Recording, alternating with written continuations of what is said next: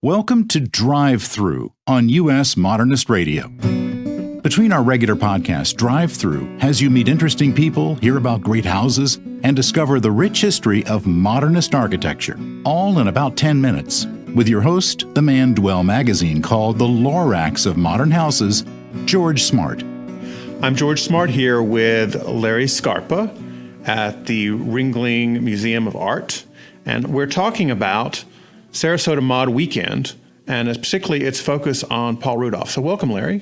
Thank you. Thank you for having me. Yeah. So what's your attraction to this area and Paul Rudolph? What brings you here?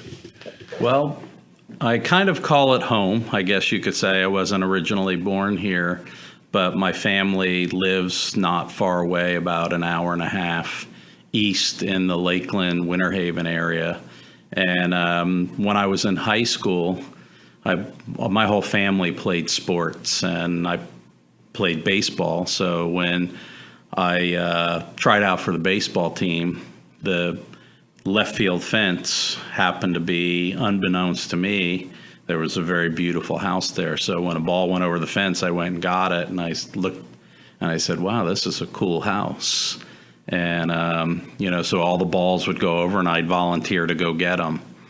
Turns out the house was done by an architect named Gene Leedy. Ah, yes, sure. Yeah, and I also then found out that Gene was a patron in my father's Italian restaurant. So in high school, I used to keep my portfolio in the kitchen, of my high school drawings. And every time Gene would come in, I'd push him in front of him and make him believe I was his next best intern. Sure. So long story short, I wound up working for Gene. Wow. Yeah. And Gene was Paul Rudolph's very first employee when he split from Twitchell. Yes. So there was kind of a natural connection there. And then as my friendship with Gene has developed over the years, and I got to meet guys like Carl Abbott and John Howie, and it's almost like an extended family now. So that's how I'm really connected here. Did you get to meet Rudolph at some point?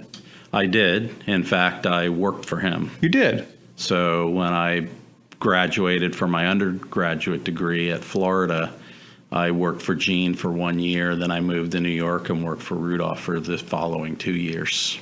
What years were that? That was around 1982, 1983. I'm a little cloudy. I don't remember the exact dates, but it was approximately a year after I got my bachelor's degree in 1981. What projects did you work on with Rudolph?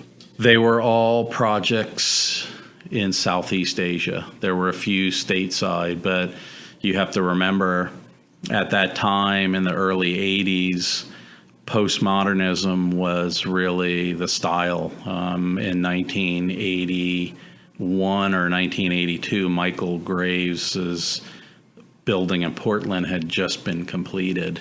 And, in the 60s and 70s, Rudolph had as many as 200 people in his office. When I worked for him, there were less than 10. Someone told me that he got sued in Niagara Falls, and when that case was lost, he had to pay some amount of money and decided he wanted to work more on his own. I don't know if that's the case. I'm not exactly sure. When I worked with him, he was going through, the building had been stripped down to the frame. He had some other issues. He was not a builder. It was a whole conglomeration of things. Postmodernism was there. He could also be a very difficult person to work with. So I think it was many factors that Southeast Asia became almost a release for him, or a relief. And today, you see architecture firms expanding to Asia as a way to expand. For Rudolph, it was almost like a new life. Sure. He was very appreciated over there. He was very appreciated, very respected, very well liked, and he loved working there.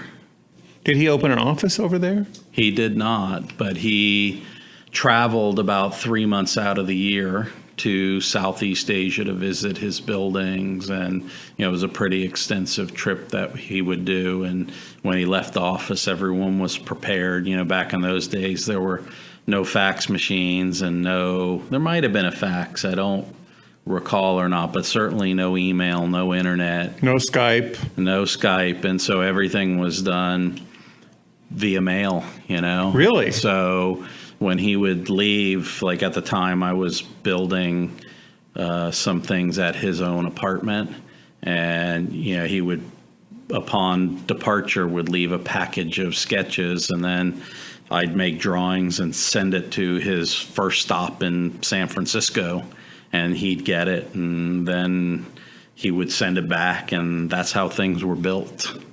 So was that at Beekman Place? That was indeed. Beekman, okay. Yeah. And that property's been sold, I believe, since then to some other party. Yes, yeah. It's changed quite a bit.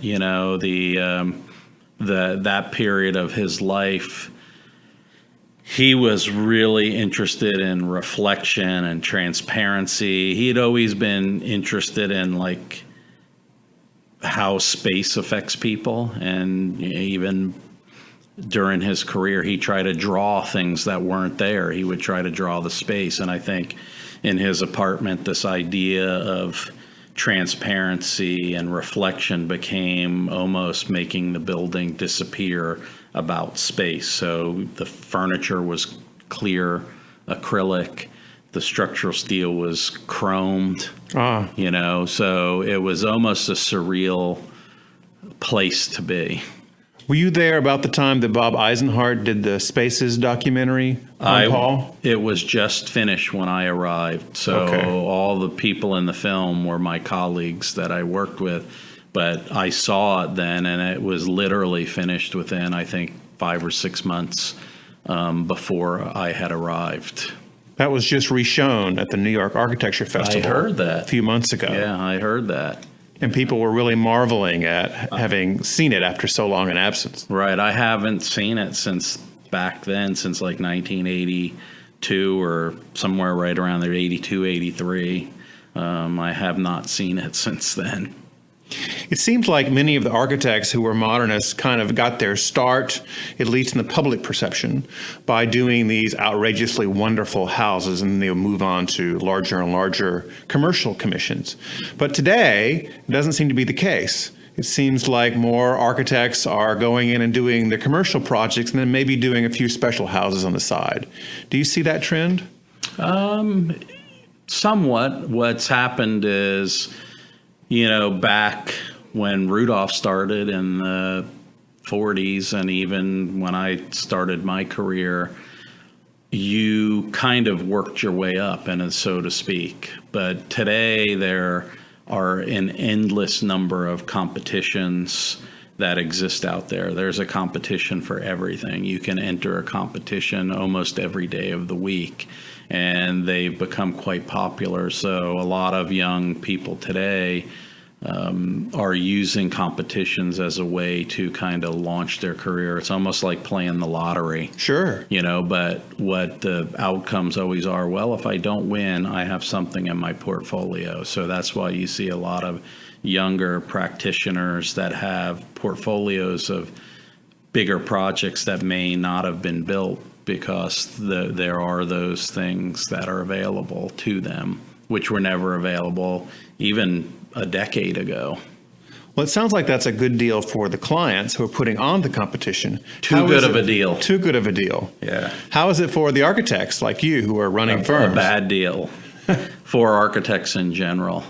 It's kind of gotten to the point where it's a little bit out of hand, and you go into a competition with the expectation that if you win, you're going to build the building. And most of the time, a lot of these competitions are dead on arrival. They're never going to be built before that. So they're a way that people use them to extract ideas about their projects, or even raise funds or awareness about it. So I think there are a lot of problems, but architects, they tend to allow themselves to, by the lure of bigger things, be taken advantage of. we're pretty measured about it. You know, Yeah. we don't just enter competitions unless there's some certainty that there's a project there or that there's some stipend. Because normally competitions don't pay, right? No, they do. They Some do. Some yeah. do. So but those are basically, they become almost like a 2-stage competition where you can submit your quals and then they'll select someone and they ask you to prepare a design, but you get paid some small amount to do it, some difference in other. We've been paid anywhere from a couple $1,000s to $300,000 to do a competition. Have you seen the movie called The Competition that came out a few years ago? I have not. It was about a museum in Andorra between France and Spain that was calling these major names from around the planet. Zaha Hadid and I think Norman Foster, Jean Nouvel were in it. But one of the conditions of entering the competition was to let their film crew come to your office and, you know, see the pork being made as it was in place. Right. And for anybody following architecture, it's a pretty hilarious movie. Oh, yeah, I can imagine. I've been on that side of things. They must have paid him a lot of money.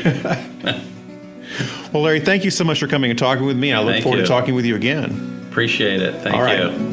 Visit us on the web at USModernistRadio.org for links about people and buildings mentioned today. Our theme song is performed by Robinson Earl. US Modernist Radio and Drive Through is a production of North Carolina Modernist Houses, a nonprofit educational archive for the documentation, preservation, and promotion of residential design.